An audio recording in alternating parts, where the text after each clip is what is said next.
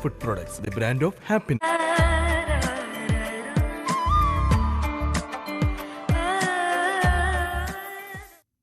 നമസ്കാരം. കാലം എത്ര കാത്തിരിക്കേണ്ടി വന്നാലും നമ്മുടെ കഠിനാധ്വാനവും നിശ്ചയദാർഢ്യവും അത് നമുക്ക് അർഹിക്കുന്ന ഫലം കൊണ്ട് തരും എന്ന് തെളിയിക്കുന്ന ദിവസമായിരുന്നു ഇന്നലെ. അതാണ് നമ്മൾ IPL 18ാം സീസണിന്റെ ഗ്രാൻഡ് ഫിനാലെ വേദിയിൽ കണ്ടത്. നീണ്ട 18 വർഷത്തെ കാത്തിരിപ്പ്, 18 വർഷത്തെ കാത്തിരിപ്പിന് ശേഷമാണ്, കഠിനാധ്വാനത്തിന് ശേഷമാണ് IPLൽ റോയൽ ചലഞ്ചേഴ്സ് ബംഗളൂരു ആ കപ്പ് സ്വന്തമാക്കുന്നത്. അവർ ആ കപ്പ് സ്വന്തമാക്കുമ്പോൾ നമുക്ക് നൽകുന്നത് ഞാൻ ഈ സൂചിപ്പിച്ചതുപോലെ ആ വലിയ സന്ദേശമാണ്. ഈ പോസിറ്റീവ് തോട്ടോടു കൂടി നമുക്ക് ഇന്നത്തെ ഈ വാർത്താ ദിനം ആരംഭിക്കാം അല്ലേ? എല്ലാ പ്രിയപ്പെട്ട പ്രേക്ഷകർക്കും ഒരു നല്ല രാവിലെയിലേക്ക്, ഒരു പുതുപുത്തൻ രാവിലെയിലേക്ക്, പുതുപുത്തൻ ദിവസത്തിലേക്ക് സ്വാഗതം. വളരെ സജീവമായ ഒരു വാർത്താ ദിനത്തിലേക്കാണ് പതിവ് പോലെ എല്ലാ പ്രേക്ഷകരെയും സ്വാഗതം ചെയ്യുന്നത്. ഇന്ന് നമ്മൾ രാവിലെയിൽ ആദ്യം നോക്കാൻ പോകുന്നത് നാട്ടിൽ എന്തുണ്ട്.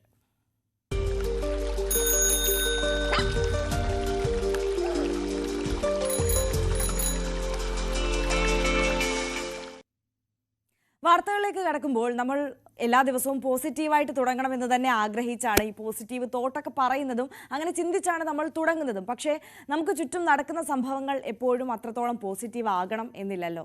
അത്തരത്തിലുള്ള വാർത്തകളാണ് നമ്മളെ തേടി ഓരോ ദിവസവും എത്തുന്നത്. ഇന്ന് രാവിലെയും വളരെ ദുഃഖകരമായ ഒരു വാർത്തയാണ് നമ്മളെ തേടി എത്തിയിരിക്കുന്നത്. പത്തനംതിട്ട അടൂർ ബൈപ്പാസിൽ കാറും ലോറിയും കൂട്ടിയിടിച്ച അപകടം എന്നുള്ളതാണ്. കാറിലുണ്ടായിരുന്ന 4 പേർക്ക് പരിക്കേറ്റു. 2 പേരുടെ നില ഗുരുതരമാണ്. പന്തളം സ്വദേശികളായ സബിൻ, വിഷ്ണു, ആദർശ്, സൂരജ് എന്നിവർക്കാണ് പരിക്കേറ്റത്.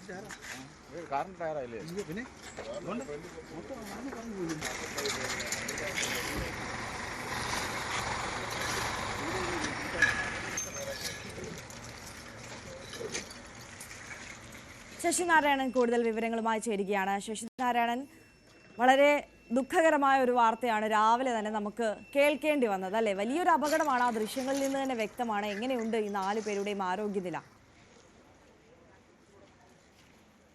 ഇന്ന് പുലർച്ചെ 3:45 അടൂർ ബൈപ്പാസിൽ ലോറിയും കാറും കൂട്ടിയിടിച്ച് അപകടമുണ്ടായത്. കാറിൽ 6 പേരാണ് ഉണ്ടായിരുന്നത്. ഇതിൽ 2 പേരുടെ നില വലിയ രീതിയിൽ ഗുരുതരമാണെന്ന രീതിയിലാണ് നമുക്ക് അറിയാൻ കഴിയുന്നത്. എന്തായാലും ബൈപ്പാസിൽ യാത്രയിൽ അമിത വേഗത്തിലാണ് ഈ കാറ് ലോറിയിൽ ഇടിച്ചതെന്നാണ് അറിയാൻ കഴിയുന്നത്.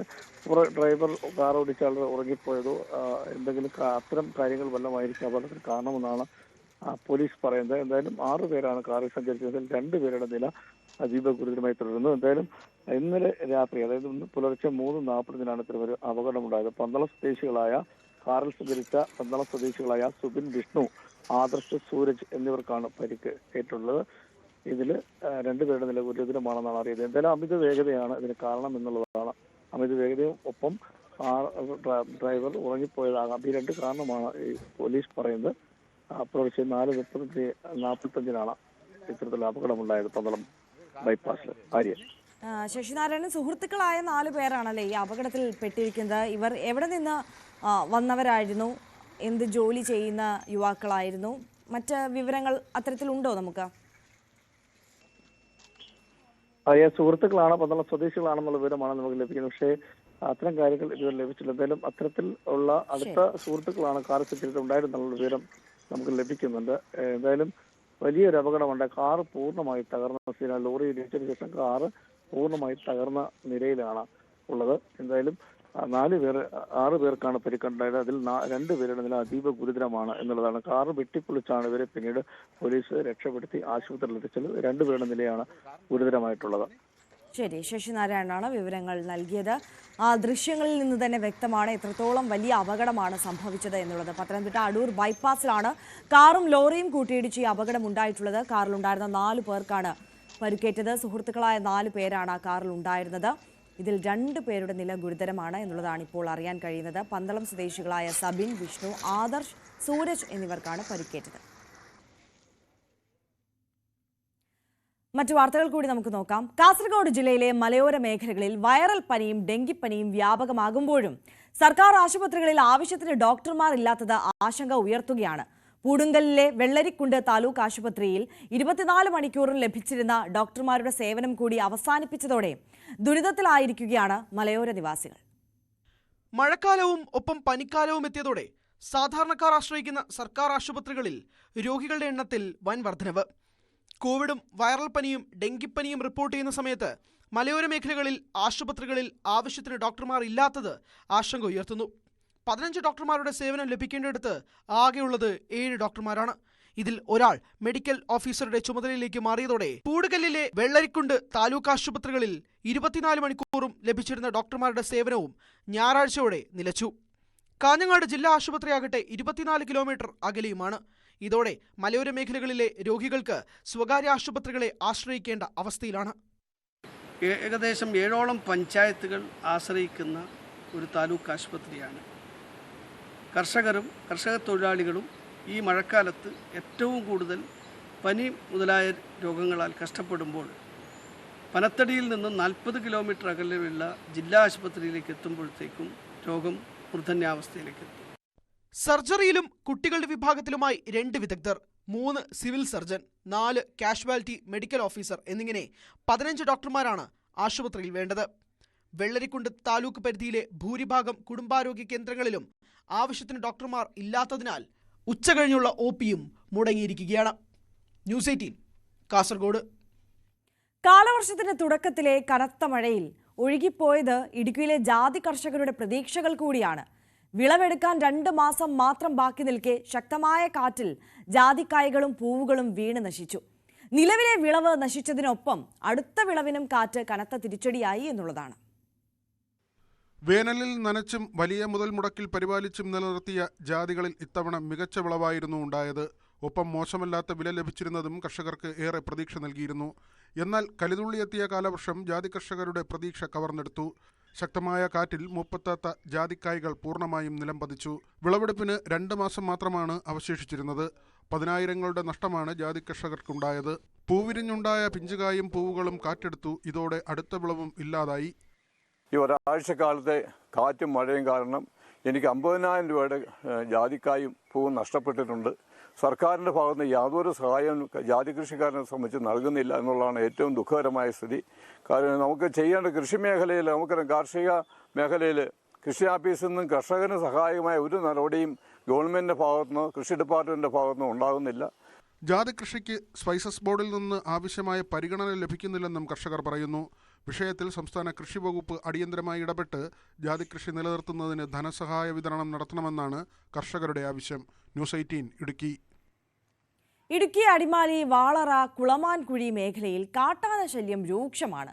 കാട്ടാനകൾ ഭീതി പരത്തുന്നതോടൊപ്പം കൃഷി നശിപ്പിക്കുന്നതും പതിവായതോടെ വലിയ പ്രയാസത്തിലാണ് നാട്ടുകാർ. ആനശല്യം കൂടിയിട്ടും വനംവകുപ്പ് നടപടി എടുക്കുന്നില്ലെന്നാണ് ഇവരുടെ പരാതി. കുളമാൻകുഴിയിൽ 2 ആഴ്ചക്കിടെ 50ഓളം കർഷകരുടെ കാർഷിക വിളകളാണ് കാട്ടാനകൾ നശിപ്പിച്ചത്. 3 ആനകളാണ് സ്ഥിരമായി ഇവിടെ എത്തുന്നത്. ആനയെ തുരത്താൻ നാട്ടുകാർ ശ്രമിച്ചെങ്കിലും ഫലം കണ്ടില്ല. രാത്രി ജനവാസ മേഖലയിലെത്തുന്ന കാട്ടാനകൾ പുലർച്ചെയോടെ കാടുകയറുമെങ്കിലും തൊട്ടടുത്ത ദിവസം വീണ്ടും എത്തും. ഏലവും കൊക്കോയും വാഴയുമൊക്കെ കാട്ടാനകൾ നശിപ്പിച്ചു. മലയിഞ്ചിയും ഇപ്പോൾ ആനകൾ വ്യാപകമായി നശിപ്പിച്ചു തുടങ്ങി. കഴിഞ്ഞ 3 ദിവസക്കാലങ്ങളായി രാത്രിയിൽ ഈ പറമ്പിലാണ് ആന വന്നു നിൽക്കുന്നത്. അതിൻ്റെ ഭാഗമായിട്ട് 250 കട ഏലം, 50 കമുക്, 30 കൊക്കോ, 50 സെൻറ്റിൽ മലയിഞ്ചി മുതലായ കൃഷികൾ സമൂലം നശിപ്പിച്ചു. അതിൻ്റെ ഒരു എൻഡിൽ മാത്രമാണ് നമ്മൾ നിൽക്കുന്നത്. ഇതിൻ്റെ ഉള്ളിലേക്ക് പോയി കഴിഞ്ഞാൽ ഒരു 2-3 ലക്ഷം രൂപയുടെ നാശനഷ്ടങ്ങൾ ഈ ഒറ്റപ്പറമ്പിൽ മാത്രം വരുത്തിയിട്ടുണ്ട്. ഇതുപോലെ 50-ൽ പരം കർഷകരുടെ കൃഷിയിടത്തിൽ ഏറിയും കുറഞ്ഞും കൃഷി നശിപ്പിച്ചിട്ടുണ്ട്. കാട്ടാന ശല്യം രൂക്ഷമായിട്ടും വനംവകുപ്പിന്റെ ഭാഗത്തു നിന്നും ഫലപ്രദമായ ഇടപെടൽ ഉണ്ടായില്ലെന്നാണ് നാട്ടുകാരുടെ പരാതി. പ്രതിഷേധം ശക്തമായതോടെ ആനയെ തുരത്താൻ പ്രദേശത്ത് RRT സംഘത്തെ നിയോഗിക്കാമെന്ന് വനംവകുപ്പ് അറിയിച്ചു. കുറ്റമറ്റ വിധം ഫെൻസിംഗ് തീർത്താൽ ആനശല്യം ഒഴിവാക്കാമെന്നാണ് പ്രദേശവാസികളുടെ അഭിപ്രായം. പകൽ സമയത്തും സ്വന്തം കൃഷിയിടത്തിലിറങ്ങാൻ കുളമാൻകുഴി നിവാസികൾ ഭയക്കുകയാണ്. വൈദ്യുതി മുടക്കവും പതിവായ സാഹചര്യത്തിൽ കാട്ടാനയിൽ നിന്നും സംരക്ഷണം ഒരുക്കുവാൻ അധികൃതർ തയ്യാറായില്ലെങ്കിൽ പ്രതിഷേധം ശക്തമാക്കുമെന്ന് നാട്ടുകാർ പറയുന്നു. ന്യൂസ് 18 ഇടുക്കി. വനാതിർത്തിയോട് ചേർന്ന മേഖലകളിൽ ഇത്തരത്തിൽ വന്യജീവികളുടെ ശല്യമാണ് രൂക്ഷമെങ്കിൽ നമുക്കറിയാം മറ്റ് ഗ്രാമപ്രദേശങ്ങളിലും നഗരപ്രദേശങ്ങളിലേക്കുമൊക്കെ എത്തിയാൽ തെരുവുനായ്ക്കളുടെ ശല്യമാണ് അതിരൂക്ഷം. അത്തരത്തിലുള്ള വാർത്തകൾ എല്ലാ ദിവസവും നമ്മളെ തേടിയെത്താറുണ്ട്. ഇപ്പോൾ ഇതാ കൊട്ടാരക്കരയിൽ തെരുവുനായ ആക്രമണത്തിൽ 12 പേർക്കാണ് പരിക്കേറ്റിരിക്കുന്നത്. ആക്രമണത്തിൽ പരിക്കേറ്റവർ കൊട്ടാരക്കര താലൂക്ക് ആശുപത്രിയിൽ ചികിത്സ തേടി. ഗർഭിണി ഉൾപ്പെടെ വാഹനത്തിൽ യാത്ര ചെയ്തവരെയും തെരുവുനായ ആക്രമിച്ചു എന്നുള്ളതാണ്. കൊട്ടാരക്കരയിൽ തെരുവുനായ ശല്യം രൂക്ഷമായി തുടരുകയാണ്. Kottarakkara Chanthamukku, Pulamon higher secondary school പരിസരം എന്നിവിടങ്ങളിലാണ് തെരുവുനായ ശല്യം രൂക്ഷമായിരിക്കുന്നത്. ലോഡിംഗ് തൊഴിലാളിയടക്കം 6 പേർക്ക് തെരുവുനായയുടെ കടിയേറ്റതിന് പിന്നാലെയാണ് വീണ്ടും ആക്രമണമുണ്ടായത്. ഇവിടെ പട്ടിയുടെ ഭയങ്കര ശല്യമായിരിക്കുക. ഈ നമ്മുടെ തൊഴിലിന് പുറകെ വന്ന ഒരു പട്ടി കടിച്ചു. പിന്നെ ഒരു ഓട്ടോ പയ്യനെ ഒരു കടി അടിച്ചു. ഇവിടുന്ന് 5 പേരെ ഇന്ന് ഉച്ചയ്ക്ക് മുമ്പോട്ട് 12 മണിക്ക് പട്ടി കടിച്ചത്.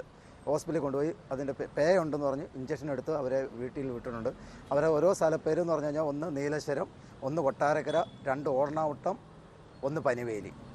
അങ്ങനെ 5 പേരെ കടിച്ചേക്കുന്നത്. നടന്നു പോയവരെ നല്ലോണം കടിച്ച് പറിച്ചിട്ടുണ്ട്. പട്ടി നേരെ ഓടിപ്പോയതെന്ന് പറഞ്ഞാൽ ഗവൺമെൻറ് ആശുപത്രിയിൽ അകത്തോട്ടാണ് കയറി പോയേക്കുന്നത്. അത് അന്നേരം ഞങ്ങൾ പറയുകയും ചെയ്തു. അന്നേരം ഞങ്ങൾ മുനിസിപ്പാലിറ്റിക്ക് വിളിച്ച് പറഞ്ഞിട്ടുണ്ടായിരുന്നു. പിന്നെ പോലീസുകാർ വന്ന് എഴുതി എടുത്തുകൊണ്ട് പോയിട്ടുണ്ട് അവരവരുടെ പേരുകൾ. നീ 6 ദിവസം എന്ന് പറഞ്ഞാൽ നമ്മുടെ കൂട്ടത്തിൽ നിൽക്കുന്ന ആൾക്ക് നിവൃത്തിയില്ലാത്ത ആളാണ്. ബൈക്ക് യാത്രികനെയും ഓട്ടോയിൽ സഞ്ചരിച്ച ആളെയും തെരുവുനായ കയ്യിൽ ചാടിക്കടിക്കുകയായിരുന്നു. താലൂക്ക് ആശുപത്രിയിലെ രോഗിയെ കണ്ട് പുറത്തിറങ്ങിയ യുവതിയെയും തെരുവുനായ ആക്രമിച്ചു. വൈകുന്നേരത്തോടെ നായയുടെ ആക്രമണത്തിൽ 6 പേർക്ക് പരിക്കേറ്റു. കണ്ടിട്ട് ഇറങ്ങി വന്നിട്ട് അശോകസിലോട്ട് മോള് പോയിട്ടുണ്ട്. മോളെ നോക്കി ഇങ്ങനെ വാതിൽ തന്നെ നിന്നതാ. പട്ടി വന്ന് കടിച്ചിട്ട് പിന്നെ കടിക്കാനായിട്ട് വന്നപ്പോൾ ഞാൻ കയ്യിൽ നിന്ന് കൂടെ ചടിച്ചു. കടിച്ചപ്പോഴത്തേനും അത് ഓടിയങ്ങ് പോയി. പിന്നെ ഞാൻ പെട്ടെന്ന് പറഞ്ഞിട്ടുണ്ടാവുന്ന ഇഞ്ചക്ഷൻ എടുക്കാൻ പറഞ്ഞു, കാണിക്കാൻ പറഞ്ഞു. ഒരു ദിവസം തന്നെ കൊട്ടാരക്കര നഗരത്തിൽ ഗർഭിണിയടക്കം 12 പേർക്കാണ് തെരുവുനായയുടെ കടിയേറ്റത്. സ്കൂൾ തുറന്ന സമയമായതിനാൽ തെരുവുനായ ശല്യം രൂക്ഷമായത് നാട്ടുകാരെ ഭീതിയിലാക്കുന്നു. അടിയന്തരമായി നഗരസഭ തെരുവുനായ ശല്യം ചെറുക്കാനുള്ള നടപടി സ്വീകരിക്കണമെന്നാണ് ആവശ്യം. ന്യൂസ് 18 കൊട്ടാരക്കര. മൂന്നാറിലെത്തിയ വിനോദ സഞ്ചാരികളെ ഉൾപ്പെടെ വിദേശത്ത് നിന്നെത്തിയ വിനോദസഞ്ചാരികളെ ഉൾപ്പെടെ ഈ തെരുവുനായ ആക്രമിച്ച വാർത്ത പ്രേക്ഷകർ മറന്നിട്ടുണ്ടാകില്ലല്ലോ.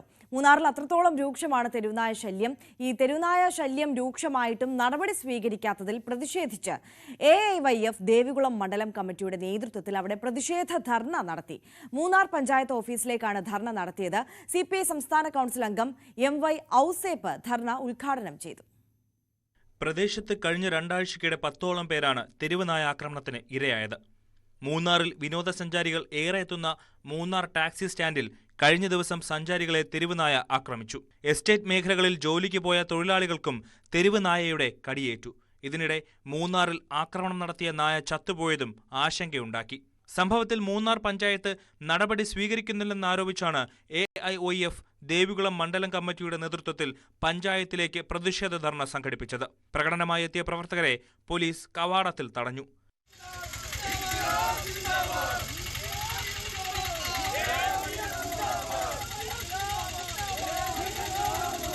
പ്രശ്നത്തിൽ അടിയന്തര നടപടികൾ സ്വീകരിച്ചില്ലെങ്കിൽ ടൗണിൽ അലഞ്ഞു തിരിയുന്ന തെരുവ് നായകളെ പഞ്ചായത്ത് ഓഫീസിലെത്തിച്ച് തുറന്നുവിടുമെന്ന് സമരത്തിൽ പങ്കെടുത്ത CPI മണ്ഡലം സെക്രട്ടറി അഡ്വക്കേറ്റ് ചന്ദ്രപാൽ പറഞ്ഞു. ഇനി അടുത്ത നാൾ இந்த நாயை கட்டுப்படுத்திட்டு இந்த சலியத்தை கட்டுப்படுத்திட்டு இந்த நாய்களை தெருவுக்கு நாய்களை பிடிச்சு கொண்டு வந்து பஞ்சாயத்து செக்ரட்டரி റൂമിലെയും പഞ്ചായത്ത് പ്രസിഡന്റ് റൂമിലെയും കെട്ടിവെപ്പും ചൊല്ലിക്കൊണ്ട് CPI സംസ്ഥാന കൗൺസിൽ അംഗം MY ഔസേപ്പ് ധർണ ഉദ്ഘാടനം ചെയ്തു. AIYF മണ്ഡലം പ്രസിഡന്റ് തമിഴരശൻ അധ്യക്ഷനായിരുന്നു. മണ്ഡലം സെക്രട്ടറി A രാജ സ്വാഗതം പറഞ്ഞു. ന്യൂസ് 18 ഇടുക്കി. ഇനി നല്ലൊരു വാർത്ത കാണാം. പ്രവേശനോത്സവം ഗംഭീരമാക്കി നെടുമങ്ങാട് ആദിവാസി മേഖലയിലെ കടക്കാക്കുന്ന് ഗവൺമെന്റ് LPS സ്കൂൾ. സ്കൂളിലെ അധ്യാപകരും PTA-യും ചേർന്ന് മുഴുവൻ കുട്ടികൾക്കും സ്കൂൾ ബാഗ്, ചെരുപ്പ്, ബുക്കുകൾ എന്നിവ കൈമാറിക്കൊണ്ടാണ് പ്രവേശനോത്സവം കളറാക്കിയത്. ആദിവാസി മേഖലയിൽ നിന്ന് 23 വിദ്യാർത്ഥികളാണ് കടക്കാക്കുന്ന് ഗവൺമെന്റ് LP സ്കൂളിൽ പുതുതായി പ്രവേശനം നേടിയത്. പൂട്ടേണ്ട സ്ഥിതിയിലായിരുന്ന സ്കൂളിനെ പ്രഥമ അധ്യാപിക ഷഫീലയുടെ നേതൃത്വത്തിലെ അധ്യാപക സംഘം കൈകോർത്ത് തിരികെ പിടിക്കുകയായിരുന്നു. PTA-യും നാട്ടുകാരും പൂർവ്വ വിദ്യാർത്ഥികളും പിന്തുണയുമായി രംഗത്തെത്തിയത് കാര്യങ്ങൾ എളുപ്പമാക്കി. തുടർന്ന് സർക്കാർ വക 2 നില കെട്ടിടവും നിർമ്മിച്ചു കിട്ടി. അധ്യാപനം വളരെ മികച്ച രീതിയിൽ നടത്തുന്നത് കൊണ്ടാണ് ഇത്തവണ ഞങ്ങൾക്ക് കുഞ്ഞുങ്ങൾ കൂടുതൽ വന്നത്. മികച്ച അധ്യാപനവും അതുപോലെ ക്ലാസ് ടൈം കഴിഞ്ഞിട്ടുള്ള 1 മണിക്കൂർ സ്പോക്കൺ ഇംഗ്ലീഷ് ക്ലാസ്സുകളും കുട്ടികളെ ആകർഷിക്കുവാൻ നമുക്ക് കഴിഞ്ഞിട്ടുണ്ട്. അതുപോലെ മാത്രമല്ല അധ്യയന സമയം കഴിഞ്ഞ് 7 മണി മുതൽ 9 മണി വരെ എൻ്റെ എല്ലാ അധ്യാപകരും ഓൺലൈനിൽ കുട്ടികൾക്ക് ട്യൂഷൻ പോലെ ക്ലാസ്സുകൾ നൽകുന്നുണ്ട്. അതിൽ നമ്മുടെ രക്ഷിതാക്കൾ എല്ലാവരും വളരെ സന്തോഷപ്രദമാണ്. ആയതിനാൽ ഇനിയും ഈ വരും വർഷങ്ങളിലും ഞങ്ങളുടെ സ്കൂളിൽ ഒത്തിരിയേറെ കുട്ടികൾ എത്തുമെന്നും ഉത്തരോത്തരം ഉയരങ്ങളിലെത്തുമെന്നും പ്രതീക്ഷിക്കുകയാണ്. ഇപ്പോൾ മികവുറ്റ പാഠ്യേതര പ്രവർത്തനങ്ങൾക്ക് മാത്രമല്ല അത്യാധുനിക രീതിയിലെ ക്ലാസ് മുറികൾ ഒരുക്കിയാണ് ഈ മലയോര വിദ്യാലയം കുരുന്നുകളെ വരവേറ്റത്. വർണ്ണക്കൂടാരം പദ്ധതിയുടെ ഭാഗമായി ശീതീകരിച്ച 6 സ്മാർട്ട് ക്ലാസ് മുറികളാണ് വിദ്യാർത്ഥികൾക്ക് ഒരുക്കിയത്. പണം ഇല്ലാത്തതിനാൽ പ്രൈവറ്റ് സ്കൂളിലേക്ക് പോകാൻ സാധിക്കാത്ത ഈ മലയോര മേഖലയിലെ വിദ്യാർത്ഥികൾക്ക് മികവുറ്റ വിദ്യാഭ്യാസം നൽകാൻ സ്കൂൾ അധികൃതർ ശ്രമിക്കുന്നുണ്ട്. സ്കൂൾ സമയം കഴിഞ്ഞാലും രാത്രി 7 മണി മുതൽ 9 വരെ ഓൺലൈൻ ക്ലാസുകൾ സജ്ജമാക്കിയിട്ടുണ്ട്. വിരലിൽ എണ്ണാവുന്ന വിദ്യാർത്ഥികൾ മാത്രമുണ്ടായിരുന്ന ഈ സ്കൂളിൽ ഇപ്പോൾ പ്രീ KG മുതൽ 4ാം ക്ലാസ് വരെ വിവിധ വിഭാഗങ്ങളിൽപ്പെട്ട 93 കുട്ടികളാണ് പഠിക്കുന്നത്. ന്യൂസ് 18 നെയ്യാറ്റിങ്കര. ഇവിടെ കടക്കാക്കുന്ന സ്കൂളിൽ AC ഉള്ള ക്ലാസ് റൂമുകൾ വരെ ഉണ്ടെങ്കിൽ കൊല്ലം പള്ളിമൺ ഗവൺമെന്റ് ഹയർ സെക്കൻഡറി സ്കൂളിന്റെ പ്രവർത്തനം പക്ഷേ ശോചനീയാവസ്ഥയിലാണ്. പൊട്ടിപ്പൊളിഞ്ഞിരിക്കുന്ന സ്കൂൾ കെട്ടിടത്തിന് ഫിറ്റ്നസ് നൽകിയതായും ആരോപണമുണ്ട്. ക്ലാസ് തുടങ്ങും മുൻപ് സ്കൂൾ കെട്ടിടം നവീകരിക്കാത്തതിൽ വലിയ പ്രതിഷേധമുയരുകയാണിപ്പോൾ. 37 വർഷം പഴക്കമുണ്ട് പള്ളിമൺ സ്കൂളിന്. നിരവധി വിദ്യാർത്ഥികൾ പഠിക്കുന്നുണ്ട്. എന്നാൽ സ്കൂളിന്റെ അവസ്ഥ വളരെ മോശമാണ്. നവീകരണമില്ലാതെയായതോടെ കെട്ടിടത്തിന്റെ പല ഭാഗവും പൊട്ടിപ്പൊളിഞ്ഞും കാട് പിടിച്ചും കിടക്കുന്നുണ്ട്. ഹൈസ്കൂൾ വിഭാഗം വിദ്യാർത്ഥികളുടെ ക്ലാസുകളാണ് ഇവിടെ നടക്കുന്നത്. സാധാരണ വേനലവധിക്കാലത്ത് നവീകരണ പ്രവർത്തനങ്ങൾ പൂർത്തിയാക്കേണ്ടതാണ്. അതിനായി ജില്ലാ പഞ്ചായത്ത് ഫണ്ട് അനുവദിച്ചതായും പറയുന്നു. എന്നാൽ പള്ളിമൺ സ്കൂളിൽ നവീകരണം പൂർത്തിയായിട്ടില്ല. മറ്റു കെട്ടിടങ്ങൾ പുതുക്കിയെങ്കിലും പൊട്ടിപ്പൊളിഞ്ഞ കെട്ടിടത്തിൽ മതിയായ പരിശോധന നടത്താതെ ഫിറ്റ്നസ് നൽകിയതായാണ് പരാതി. MLA ആയാലും MP ആയാലും അതുപോലെ ജില്ലാ പഞ്ചായത്ത് മെമ്പർമാരൊക്കെ വളരെ സജീവമായിട്ട് തന്നെ ഫണ്ട് അനുവദിക്കുന്നുണ്ട്. പക്ഷേ ഈ ചെയ്യുന്നവരുടെ ഒരു പോരായ്മയാണിത്. ഇത് പണി പൂർത്തീകരിക്കുന്നില്ല. പണി പൂർത്തീകരിക്കാതെ ഫിറ്റ്നസ് സെൻ്റർ കൊടുക്കുക, ഇങ്ങനെയുള്ള അതർ സൈഡാണ് ഇതിൻ്റെ വിഷയമുള്ളത്. ബാക്കി എല്ലാ കാര്യങ്ങളും അവർ സജീവമായി ഇടപെടുന്നുണ്ട്. നല്ല രീതിയിൽ തന്നെ ക്ലാസ്സുകൾ മുന്നോട്ട് പോകുന്നുണ്ട്. പക്ഷേ ഇപ്പോൾ ഞങ്ങളുടെ ആശങ്ക എന്ന് പറഞ്ഞാൽ ഈ പണി പൂർത്തീകരിക്കാത്തതുകൊണ്ട് കുട്ടികൾ നല്ല മഴക്കാലഘട്ടമാണ്. അപ്പോൾ ഈ മഴക്കാലഘട്ടത്തിൽ ഭിത്തി വല്ല ഇടിയുകയോ അല്ലെങ്കിൽ മേളിൽ നിന്ന് വല്ല വാർപ്പ് വീഴുവോ അല്ലെങ്കിൽ ഈ മറ്റുള്ള കാര്യങ്ങളിലൊക്കെ ഞങ്ങൾക്ക് രക്ഷാർത്ഥം ആശങ്കയുണ്ട്. പുതിയ അധ്യയന വർഷം തുടങ്ങിയതോടെ രക്ഷിതാക്കൾ ആശങ്കയിലാണ്. പരാതികൾക്കൊടുവിലാണ് പാതി വഴിയിൽ നിലച്ച മേൽക്കൂരയുടെ നിർമ്മാണ പ്രവർത്തനങ്ങൾ പുനരാരംഭിച്ചത്. ക്ലാസ് തുടങ്ങിയതോടെ കുട്ടികൾക്കും ഇത് ബുദ്ധിമുട്ടാവുകയാണ്. ഒരു കാലത്ത് പൂർവ്വ വിദ്യാർത്ഥികളാണ് ഈ സ്കൂളിൽ നവീകരണ പ്രവർത്തനങ്ങൾ നടത്തിയിരുന്നത്. ഫിറ്റ്നസ് കൊടുത്തിരിക്കുന്നതെന്ന് പറഞ്ഞു കഴിഞ്ഞാൽ യഥാർത്ഥത്തിൽ ആ ബിൽഡിങ്ങിന് ഫിറ്റ്നസ് കിട്ടാനുള്ള ഒരു അർഹതയില്ലാത്തൊരു ബിൽഡിംഗ് അത്. ആ ഇല്ലാത്ത ബിൽഡിങ്ങിനെ നമ്മൾ ജില്ലാ പഞ്ചായത്തിൻ്റെ ഭാഗത്തുനിന്ന് ഒരു മെയിൻ്റനൻസ് ഫണ്ട് വെച്ചുകൊണ്ട് ഒരു 15 ലക്ഷം രൂപ മെയിൻ്റനൻസ് ഫണ്ട് വെച്ചിട്ട് ആ പണി പോലും പൂർത്തിയാക്കാതെ ഫിറ്റ്നസ് കൊടുത്തു. ആ ഫിറ്റ്നസ് കൊടുത്തിട്ടാണ് ഇപ്പോൾ സ്കൂൾ പ്രവർത്തിച്ചിരിക്കുന്നത്. ഹൈസ്കൂൾ വിദ്യാർത്ഥികളുടെ ക്ലാസ് ആണോ? അത് ഹൈസ്കൂൾ വിദ്യാർത്ഥികളുടെ ക്ലാസ് റൂം. കുട്ടികളുടെ സുരക്ഷിതത്വം ഉറപ്പാക്കേണ്ട അധികൃതർ അനാസ്ഥ കാണിക്കുന്നതായാണ് ആരോപണം. എത്രയും വേഗം നവീകരണം പൂർത്തിയാക്കി മെച്ചപ്പെട്ട രീതിയിൽ സ്കൂളിന്റെ പ്രവർത്തനം മുന്നോട്ട് കൊണ്ടുപോകണമെന്നാണ് രക്ഷിതാക്കളുടെ ആവശ്യം. ന്യൂസ് 18 കൊട്ടാരക്കര. മലപ്പുറം വളാഞ്ചേരിയിൽ കുട്ടികൾക്ക് വേണ്ടി നടപ്പാക്കുന്ന വിദ്യാഭ്യാസ പദ്ധതിയാണ് സീപ് കോൺവക്കേഷൻ പരിപാടി. വളാഞ്ചേരി കേന്ദ്രമായി പ്രവർത്തിക്കുന്ന കമ്പാഷൻ ഫൗണ്ടേഷൻ ഹൈസ്കൂൾ കുട്ടികൾക്ക് വേണ്ടി നടപ്പാക്കുന്ന വിദ്യാഭ്യാസ പദ്ധതിയാണ് സീപ്. MBT നന്മയുമായി സഹകരിച്ച് വളാഞ്ചേരി കേന്ദ്രമായി പ്രവർത്തിക്കുന്ന കമ്പാഷൻ ഫൗണ്ടേഷൻ ഹൈസ്കൂൾ കുട്ടികൾക്ക് വേണ്ടി നടപ്പാക്കുന്ന വിദ്യാഭ്യാസ പദ്ധതിയാണ് സീപ്. 8-9 ക്ലാസുകളിൽ പഠിക്കുന്ന കഴിവുള്ള എന്നാൽ സാമ്പത്തികമായി പിന്നോക്കം നിൽക്കുന്ന കുട്ടികളിൽ നിന്ന് പരീക്ഷയിലൂടെ തിരഞ്ഞെടുത്തവർക്കാണ് 2 വർഷം നീണ്ടു നിൽക്കുന്ന ഈ സൗജന്യ പരിശീലനം ലഭ്യമാവുക.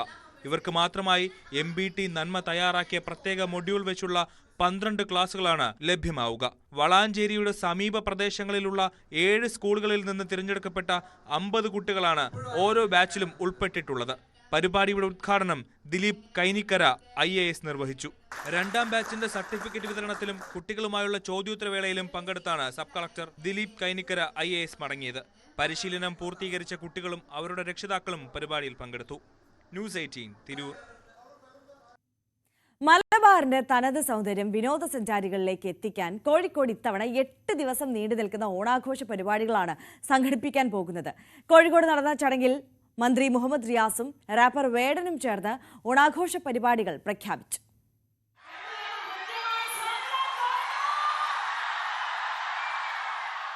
വിനോദസഞ്ചാര വകുപ്പിന്റെയും ഒനീറോ സ്ട്രാറ്റജിസ്റ്റിന്റെയും സഹകരണത്തോടെ കേരള ആർട്സ് ആൻഡ് ക്രാഫ്റ്റ് വില്ലേജാണ് വിപുലമായ പരിപാടികളോടെ കോഴിക്കോട് ഓണാഘോഷം സംഘടിപ്പിക്കുക. മാവേലിക്കസ് എന്ന് പേരിട്ട പരിപാടിയുടെ പ്രഖ്യാപനവും ലോഗോ ലോഞ്ചിങ്ങും മന്ത്രി PA മുഹമ്മദ് റിയാസും റാപ്പർ വേടനും ചേർന്ന് നിർവഹിച്ചു. മലയാളിയുടെ ഐക്യമാണ് കേരളത്തിന്റെ ഏറ്റവും വലിയ ടൂറിസം ഉൽപ്പന്നമെന്ന് മന്ത്രി മുഹമ്മദ് റിയാസ്.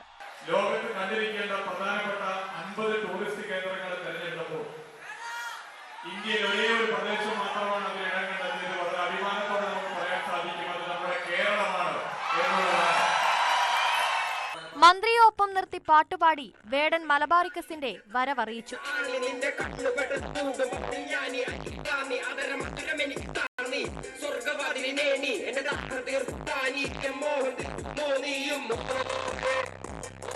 ഓഗസ്റ്റ് 31 മുതൽ സെപ്റ്റംബർ 7 വരെയാണ് ഓണാഘോഷ പരിപാടികൾ. കോഴിക്കോട് ബീച്ച്, മാനാഞ്ചിറ, സർഗാലയ തുടങ്ങി 8 വേദികളിലായാണ് വിവിധ പരിപാടികൾ സംഘടിപ്പിക്കുക. അന്താരാഷ്ട്ര നിലവാരത്തിലാകും കോഴിക്കോട്ടെ ഓണാഘോഷ പരിപാടികൾ. വിവിധ സംസ്ഥാനങ്ങളുടെ ടൂറിസം സ്റ്റാളുകൾ, കൈത്തറി, കരകൗശല ഉൽപ്പന്നങ്ങളുടെ പ്രദർശനവും വിപണനവും, കലാപ്രദർശനം, ശില്പശാലകൾ എന്നിവയ്ക്കൊപ്പം മലബാറിലെ നിക്ഷേപ സാധ്യതകൾ സംരംഭകർക്ക് പരിചയപ്പെടുത്തുന്ന കോൺക്ലേവും ഇതിനോടനുബന്ധിച്ച് സംഘടിപ്പിക്കുന്നുണ്ട്. ന്യൂസ് 18 കോഴിക്കോട്. നമ്മുടെ മലബാറിന്റെ ഏറ്റവും വലിയ പ്രത്യേകത തെയ്യമാണല്ലേ. തെയ്യം കെട്ടുത്സവത്തിന് സമാപനം കുറിച്ച് കാസർഗോഡ് നീലേശ്വരം മന്തംപുറത്ത് കാവിൽ കലശോത്സവം. കലശോത്സവത്തിന്റെ അവസാന നാളിൽ തെയ്യങ്ങളുടെ ദർശനത്തിനായി ആയിരങ്ങളാണ് മന്തംപുറത്ത് കാവിലെത്തിയത്.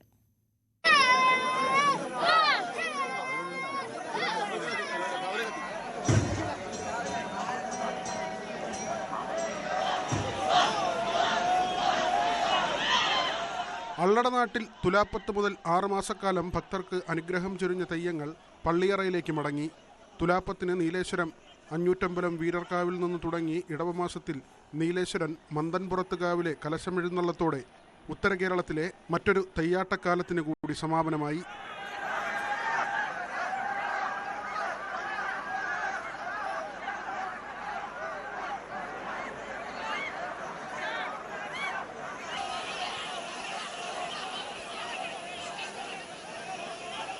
മന്തൻപുറത്തുകാവ് ക്ഷേത്രത്തിലെ കലശോത്സവ സമാപന ദിനം അരങ്ങിലെത്തിയ കാവിലമ്മ, നടയിൽ ഭഗവതി, ക്ഷേത്രപാലകൻ എന്നീ തെയ്യങ്ങളുടെ അനുഗ്രഹം ഏറ്റുവാങ്ങാൻ നാനാദിക്കിൽ നിന്നുമായി ആയിരങ്ങളെത്തി. ആര്യക്കര ഭഗവതി ക്ഷേത്രത്തിൽ നിന്നുള്ള മത്സ്യക്കോവ ആർപ്പുവിളികളോടെ ക്ഷേത്രത്തിലെത്തിച്ചു. പ്രസന്ന പൂജ കഴിഞ്ഞ് ഇറവാട്ടച്ചൻ നാളികേരമുടച്ചതോടെയാണ് തെയ്യങ്ങൾ അരങ്ങിലെത്തിയത്. തെക്കുവടക്ക് കളരികളിൽ നിന്നുള്ള അലങ്കരിച്ച കലശകുംഭത്തിന്റെ അകമ്പടിയിൽ തെയ്യങ്ങൾ ക്ഷേത്രത്തിൽ വലം വയ്ക്കുന്നതാണ് പ്രധാന ചടങ്ങ്. ഭക്തർക്ക് അനുഗ്രഹം ചൊരിഞ്ഞ ശേഷം തെയ്യങ്ങളുടെ തിരുമുടി താഴ്ന്നു. ഇനിയൊരു തെയ്യക്കാലത്തിനായി തുലാപ്പത്ത് വരെ കാത്തിരിക്കണം. ഉത്തര കേരളത്തിലെ കളിയാട്ടക്കാവുകൾക്ക് വിശ്രമകാലം കൂടിയാണ് ഇനിയുള്ള നാളുകൾ. ന്യൂസ് 18 നീലേശ്വരം. കോതമംഗലത്ത് ലഹരിക്കെതിരെയുള്ള പോരാട്ടത്തിൽ പങ്കാളികളായി സ്വകാര്യ ബസ് ഉടമകളും. സ്വകാര്യ ബസ്സുകൾ ഇന്നലെയും ഇന്നുമായി മുഴുവൻ വിദ്യാർത്ഥികൾക്കും സൗജന്യ യാത്രാ സൗകര്യമൊരുക്കി. ഐഷാസ് ഗ്രൂപ്പിന്റെ നേതൃത്വത്തിലാണ് പരിപാടി. ആന്റണി ജോൺ MLA ഉദ്ഘാടനം ചെയ്തു. യാത്രക്കാരും വിദ്യാർത്ഥികളും ചടങ്ങിൽ പങ്കെടുത്തു. നൂറുകണക്കിന് കുട്ടികൾ ഈ ബസ്സിലൂടെ രാവിലെയും വൈകുന്നേരവും ഒക്കെയായി വിവിധ പ്രദേശങ്ങളിലേക്ക് യാത്ര ചെയ്യുകയാണ്. അപ്പോൾ ആ കുട്ടികൾക്കെല്ലാം ഒരു സൗജന്യ യാത്ര ഒരുക്കിക്കൊണ്ട് കുട്ടികൾ മാത്രമല്ല മറ്റുള്ളവരിലേക്ക് കൂടി സമൂഹത്തിനാകെ ഈ ഒരു സന്ദേശം, ഈ ഐഷാസ് ഗ്രൂപ്പ് നൽകുന്ന സന്ദേശം പകർന്നു നൽകണം. അങ്ങനെ ഞാൻ അത് സൂചിപ്പിച്ചതുപോലെ ലഹരി എന്ന മഹാവിപത്തിനെതിരായിട്ടുള്ള നമ്മളിപ്പോൾ സംഘടിപ്പിച്ചു വരുന്ന പോരാട്ടം കൂടുതൽ ഊർജ്ജസ്വലമായി നമുക്ക് മുന്നോട്ട് കൊണ്ടുപോകണം. അതിന് സമൂഹത്തിന്റെ ആകെ പിന്തുണയുണ്ടാകണം. തൃത്താലയിൽ ബസ് കാത്തിരിപ്പ് കേന്ദ്രങ്ങളിൽ ഇരിക്കാനാകാത്ത അവസ്ഥയാണിപ്പോൾ. ഹരിതകർമ്മസേന ശേഖരിക്കുന്ന മാലിന്യങ്ങൾ ഇരിപ്പിടങ്ങളിൽ ചാക്കിലാക്കി സൂക്ഷിക്കുന്നതാണ് കാരണം. സംഭവം ശ്രദ്ധയിൽപ്പെട്ടയുടൻ മാലിന്യം ഉടൻ നീക്കം ചെയ്യാനും ആവർത്തിക്കാതിരിക്കാനും ഗ്രാമപഞ്ചായത്തിനും ഹരിതകർമ്മസേനയ്ക്കും മന്ത്രി MB രാജേഷ് നിർദ്ദേശം നൽകി. കൂറ്റനാട്ട് നിന്നും തൃത്താല കുമ്പിടിത്തിരിവ് വരെയുള്ള 4 ബസ് കാത്തിരിപ്പ് കേന്ദ്രങ്ങളാണ് മാലിന്യങ്ങൾ കൂട്ടിയിടുന്ന കേന്ദ്രമായി മാറിയത്. ഹരിതകർമ്മസേന വീടുകളിൽ നിന്നും വ്യാപാര സ്ഥാപനങ്ങളിൽ നിന്നും ശേഖരിക്കുന്ന പ്ലാസ്റ്റിക് മാലിന്യങ്ങൾ ഉൾപ്പെടെയാണ് ബസ് കാത്തിരിപ്പ് കേന്ദ്രങ്ങളിലെ ഇരിപ്പിടങ്ങളിൽ ചാക്കുകളിലാക്കി കുന്നുകൂട്ടിയിട്ടിരിക്കുന്നത്. ഇതോടെ ഇവിടെ എത്തുന്ന യാത്രക്കാർ നിൽക്കേണ്ട ഗതികേടിലാണ്. സംഭവം ശ്രദ്ധയിൽപ്പെട്ടിട്ടുണ്ടെന്നും യാത്രക്കാർക്ക് ബുദ്ധിമുട്ടുണ്ടാക്കി പ്ലാസ്റ്റിക് മാലിന്യം കൊണ്ടുവച്ചത് അംഗീകരിക്കാനാകില്ലെന്നും മിനി MCF ഇല്ലാത്തതാണെങ്കിൽ അടിയന്തരമായി അവ നൽകുമെന്നും മന്ത്രി MB രാജേഷ് പറഞ്ഞു. അത് അംഗീകരിക്കാൻ പറ്റുന്നതല്ല. കാരണം 234 മിനി MCF ഇപ്പോൾ നമ്മൾ ആരംഭിച്ചിട്ടുണ്ട്. അവിടെ കൊണ്ടുവയ്ക്കേണ്ട കാര്യമില്ല. അത് നിങ്ങൾ നോക്കാം, പരിശോധിക്കാതെ ഹരിതകർമ്മസേനയ്ക്ക് അതിനുള്ള നിർദ്ദേശം കൊടുക്കാം. എന്തുകൊണ്ടാണ് അവിടെ വയ്ക്കുന്നത്? മിനി MCF ഇല്ലാത്തതുകൊണ്ടാണെങ്കിൽ അടിയന്തരമായിട്ട് ഇനിയും കൂടുതൽ ആവശ്യം. ചിലപ്പോൾ ഒരു കാര്യം ഉണ്ടാവും. ഇപ്പോൾ 234 ഉണ്ട്. പക്ഷേ കളക്ഷൻ അതിനേക്കാൾ കൂടി കാണും. അപ്പോൾ അങ്ങനെയാണെങ്കിൽ അത് ഏത് പഞ്ചായത്തിലാണ് എന്ന് ശ്രദ്ധപ്പെടുത്തിയാൽ അവിടെ അടിയന്തരമായിട്ടുള്ള ഇടപെടലുണ്ടാവും. മണ്ഡലത്തിൽ വിവിധ പഞ്ചായത്തുകളിലെ മിനി MCFകൾക്ക് പുറത്തും പ്ലാസ്റ്റിക് മാലിന്യങ്ങൾ കുന്നുകൂടിയിട്ടുണ്ട്. പാതയോരത്ത് പ്ലാസ്റ്റിക് ഷീറ്റുകൾ കൊണ്ട് മൂടാതെയും അല്ലാതെയുമാണ് ഇവ സൂക്ഷിക്കുന്നത്. ഇത് അടിയന്തരമായി നീക്കം ചെയ്യണമെന്ന ആവശ്യവും ഉയർന്നുവരുന്നു.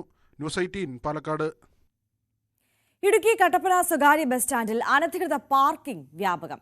സ്വകാര്യ വാഹനങ്ങളും KSRTC ബസ്സുകളും തോന്നും വിധം പാർക്ക് ചെയ്തത് യാത്രക്കാർക്കും പ്രതിസന്ധിയാണ്. ഏറെ തിരക്കുള്ളതാണ് കട്ടപ്പന സ്വകാര്യ ബസ് സ്റ്റാൻഡ്. സർവീസ് പോകേണ്ട ബസ്സുകൾ എത്തുമ്പോൾ പലപ്പോഴും പാർക്ക് ചെയ്യാൻ കഴിയാറില്ല. സ്വകാര്യ ബസ് സ്റ്റാൻഡിൽ കയറിയിറങ്ങി പോകേണ്ട KSRTC ബസ്സുകൾ മണിക്കൂറുകൾക്ക് മുൻപേ വന്ന് പാർക്ക് ചെയ്യുന്നതാണ് ഒരു പ്രതിസന്ധി. അതോടൊപ്പം ബസ് സ്റ്റാൻഡിൽ സ്വകാര്യ വ്യക്തികൾ വാഹനങ്ങൾ പാർക്ക് ചെയ്യുന്നതും വലിയ തടസ്സമാകുന്നുണ്ട്. മുനിസിപ്പാലിറ്റി അധികൃതർ പലതവണ നിർദ്ദേശം നൽകിയെങ്കിലും KSRTC ജീവനക്കാർ ഇക്കാര്യം മുഖവിലക്കെടുത്തില്ല. സർവീസ് പോകേണ്ട സ്വകാര്യ ബസ്സുകൾക്ക് അനധികൃത പാർക്കിംഗ് തടസ്സമാവുകയാണ്. നമ്മളുടെ ബസ് സ്റ്റാൻഡിൽ നമുക്കറിയാം, ബസ്സുകൾ കയറി വരുന്ന വഴികളിലെല്ലാം KSRTC ഉൾപ്പെടെ അനധികൃതമായി ബസ്സുകൾ നിർത്തിയിടുന്നത് മൂലം യാത്രക്കാർക്കും മറ്റ് ബസ്സുകൾക്കും സ്റ്റാൻഡിൽ കയറുന്നതിനും സ്വൈര്യമായി ഇറങ്ങിപ്പോകുന്നതിനുമുള്ള വളരെയേറെ ബുദ്ധിമുട്ടുണ്ട്. അതിന് ഒരു പരിഹാരം എന്നുള്ള നിലയിലാണ് പോലീസിന്റെ അഭ്യർത്ഥനയെ മാനിച്ചുകൂടി കൗൺസിൽ ഇത്തരണത്തിലുള്ള തീരുമാനമെടുത്ത് കട്ടപ്പന പോലീസിന് നൽകിയിട്ടുള്ളത്. സർവീസ് ആരംഭിക്കുന്നതിന് 30 മിനിറ്റ് മുമ്പ് മാത്രമേ വാഹനങ്ങൾ സ്റ്റാൻഡിൽ പ്രവേശിക്കുവാൻ പാടുള്ളൂ എന്നാണ് നിയമം. എന്നാൽ മണിക്കൂറുകൾക്ക് മുൻപ് KSRTC ബസ്സുകൾ സ്റ്റാൻഡിൽ പാർക്ക് ചെയ്യുന്നതായി നഗരസഭാ അധികൃതർ പറയുന്നു. ബസ് സ്റ്റാൻഡിൽ ഗതാഗത തടസ്സത്തിനൊപ്പം അപകടങ്ങൾക്കും കാരണമാകുന്നുണ്ട്. സർവീസ് പൂർത്തിയായ സ്വകാര്യ ബസ്സുകൾ ഉൾപ്പെടെ ഇത്തരത്തിൽ പാർക്ക് ചെയ്യുന്നതിനെതിരെ നടപടി സ്വീകരിക്കാനാവശ്യപ്പെട്ട് നഗരസഭ കട്ടപ്പന പോലീസിൽ പരാതി നൽകിയിരിക്കുകയാണ്. ന്യൂസ് 18 കട്ടപ്പന. അപ്പോൾ നമ്മളൊരു ചെറിയ ഇടവേള എടുക്കുകയാണ്. ഇടവേളയ്ക്ക് ശേഷം ഈ ദിവസത്തെ ഏറ്റവും പ്രധാനപ്പെട്ട വാർത്തകളുമായി വേഗം മടങ്ങിയെത്താം.